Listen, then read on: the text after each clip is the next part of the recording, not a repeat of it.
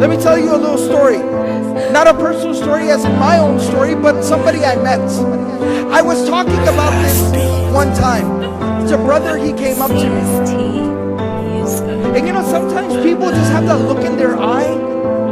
They have that look in their eyes like they have a story to tell. He had that look.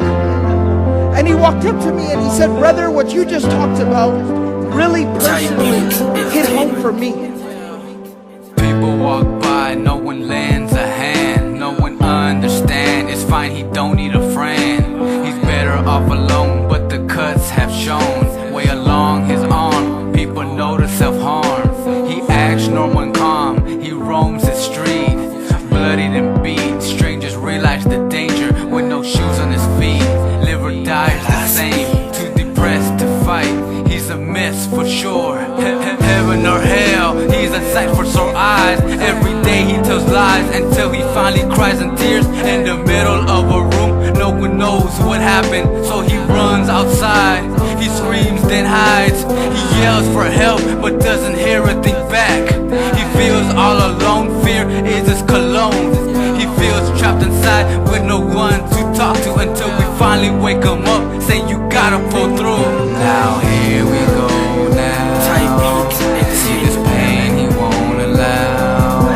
Despite the damage he's caused, can you hear his voice? It's clear and it's loud. Can you see his smile? Now here we go now. Just believe when he says. Watch him walk away because he's conquered something. It's his faith in God because his faith ain't fraud.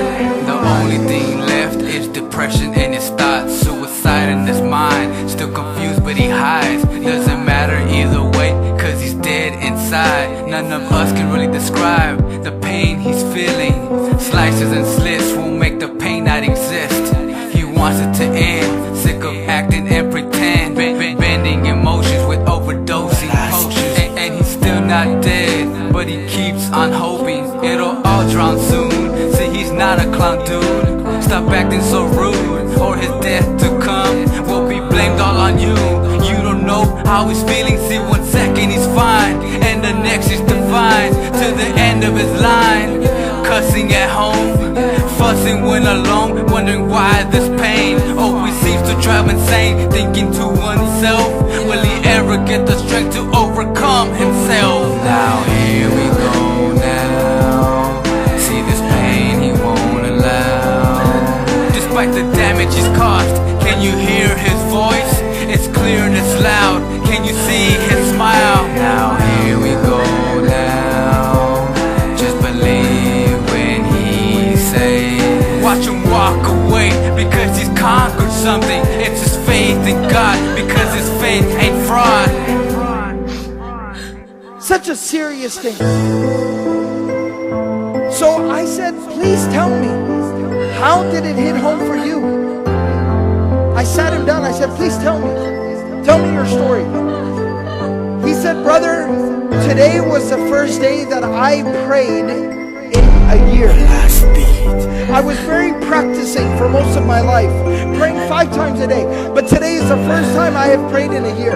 I said, what happened? He said, about a year ago, I walked into my house and nobody responded. You know when kids, they wake up and they start to kind of fuss and make noise? I heard the kids from the room. The younger one was crying, the older one was talking, I could hear them. I got very excited, as a father does. Let me go, they're awake. It's fun time, family time. So I go to the room, and I walked in, and my kids are sitting on the bed next to my wife, and my wife is laying there between them, motionless, still, not responding, not reacting. And it looked wrong. It was at that moment provided him a solution. Difficulties will come. Adversity will knock your door. Tragedies will befall you.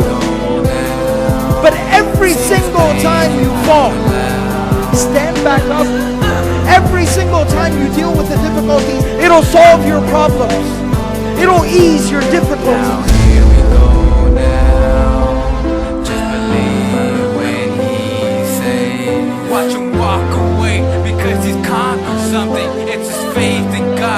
cause it's fake